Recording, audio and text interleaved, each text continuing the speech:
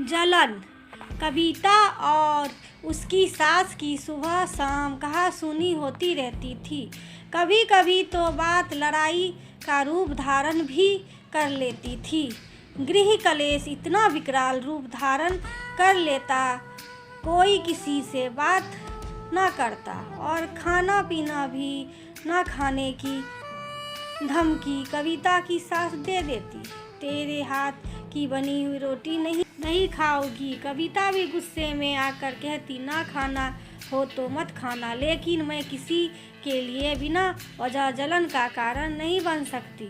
तुम्हें ही कारण में कई सालों से मैं देवर जी को खाना बनाकर देती हूँ और उनके कपड़े भी धोती हूँ, लेकिन अब माफ़ करना, मैं यह सब नहीं कर पाऊँगी। मेरा बना हुआ खाना अब देवर जी के घर ले जाती हो और उनकी तो आराम से कट रही है, तो वह क्यों देवर जी को अपने साथ रखेंगे?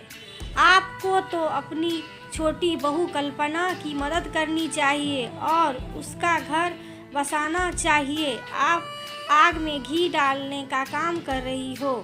बनी हुई रोटी, धुले हुए कपड़े नहीं मिलेंगे तो वे अपने आप अपने रिश्ते कल्पना के साथ संभालने की कोशिश करेंगे।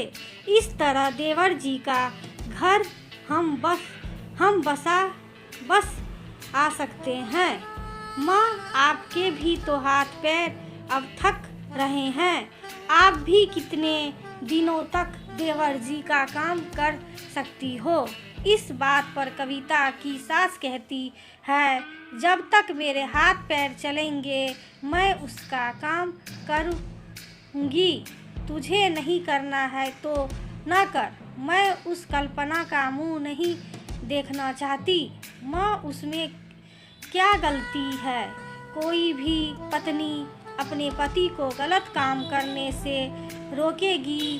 देवर जी पीते हैं, पैसे बर्बाद करते हैं, तो उनको रोकना कल्पना का अधिकार है। इसमें बुरा क्यों लगता है? वैसे भी इतने सालों से मैं देवर जी को बना कर देती हो। आप उन्हें उनके घर लेकर जाती हो, खिलाती पिलाती हो। अभी कुछ दिन पहले ही कल्पना मोहल्ले में बातें कर रही थी, इन्हीं सब लोगों की वजह से मेरा घर नहीं बस रहा है। मेरे पति कमाई खाने का इनको लालच है, नहीं तो कोई किसी का काम क्यों करे? माँ, बस तेरी वजह से ही वह मुझसे बेवजह जलने लगी है। बल्कि मैं तो बस यह चाहती हूँ किसी तरह से उसका घर बसे, उसके बच्चों को पिता प्रेम मिले और मुझे कुछ नहीं चाहिए। मैं उससे बात भी नहीं कर सकती क्योंकि वह तो मुझे ही अपने घर टूटने का कारण समझती है और उसको लगता है कि देवर जी का सारा पैसा हम सब ले लेते हैं। माँ, तू भी जानती है, बस तेरे ही कारण मैं उनका काम कर देती थी, लेकिन आप बहुत हो गया। अब मैं देवर जी को बना हुआ खाना नहीं दे सकती, ना ही मैं उनके कपड़े धोएगी। मुझे बदनाम होने का शौक, मुझे कल्पना पे बड़ी दया आती है। कभी उसके बच्चों का एडमिशन यहाँ होता कि कहीं उसे माँ के घर जाना पड़ता। बच्चों की पढ़ाई लिखाई भी खराब हो रही है, देवर जी को कुछ दिखाई नहीं देता। कल्पना मेरे बेटे से लड़ती रहती है, वैसे भी उसको अक्ल नहीं है। माँ, अक्ल हो ना हो, आप कब तक रहोगी? आखिरकार दे कल्पना ही देवर जी की काम आएगी। इस तरह तो हम उनका घर खराब कर रहे हैं और हम बदनाम भी हो रहे हैं। माँ, तुझे मेरी प्रार्थना है, एक बार तू देवर जी का सारा काम करना बंद कर दे, अपने आप उनका घर जाएगा और वह प्यार से बात भी करने लगेंगे। तुम्हें सिर्फ कल्पना में कमी दिखाई देती, देवर जी में कमी नहीं दिखाई देती। मुझे तो वह कल्पना से ज़्यादा अब मुझे उसकी कमियां नहीं दिखाई देती। माँ बस वे जवान की भी ही तेज है। वह अपने बच्चों का भी ध्यान रखना चाहती और पति का भी ध्यान रखना चाहती, लेकिन कुछ गलतियां देवर जी में भी है, उनको रोकती है। तो इसमें गलत क्या है? माँ गलत आप भी नहीं हो, आप बस पुत्र मोह में ज़्यादा हो गया है और कुछ नहीं। कविता यह बकवास तू मुझसे ना कर, अपना काम कर। तू उसका काम नहीं करेगी तो मैं उसका काम करूँगी।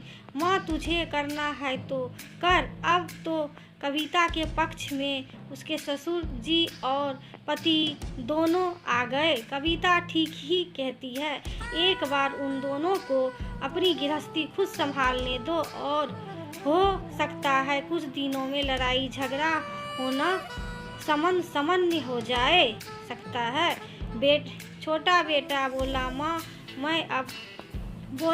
मैं कब तक उसको देख सकता हूँ? आखिर मेरा भी परिवार है और मुझे तो तभी अच्छा लगेगा कि मेरा छोटा भाई भी अपने परिवार के साथ सुखी रहे। माँ को किसी तरह से समझाकर छोटे बेटे ने गांव भेजवा दिया।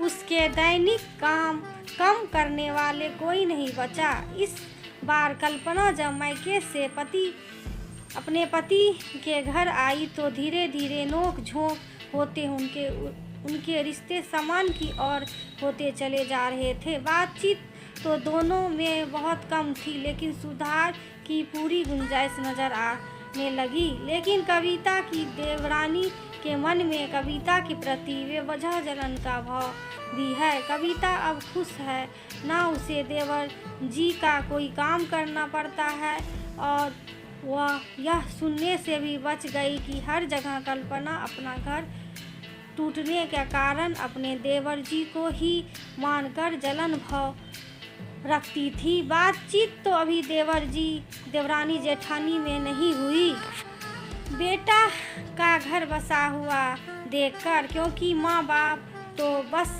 बच्चों की खुशियाँ ही चाहिए होती है। समय अच्छे घाव को भी भर देता है। तो कभी न कभी कल्पना के मन से कविता के लिए वह जलन का भाव उत्पन्न हुआ, वह भी समय के साथ समाप्त हो गया।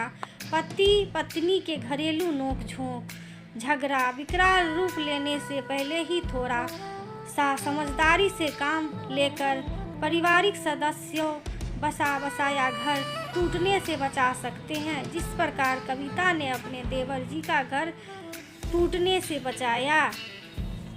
इस प्रकार मैं बेचारी कविता कल्पना के लिए बेवजह का जलन का कारण बन गई। कविता के थोड़े से प्रयास से कविता के देवर जी का घर दोबारा बस गया। बच्चों के स्कूल में एडमिशन भी हो गए। पूरा परिवार खुशी खुशी रहता है। कविता और उसके देवर के घरों में फासले 2 गलियों का है। दोनों ही परिवार खुशी खुशी से अपनी गृहस्थी को चला रहे हैं। माँ दोनों बेटों के घर देखने गांव से आती रहती है। शायद अब माँ भी खुश होगी।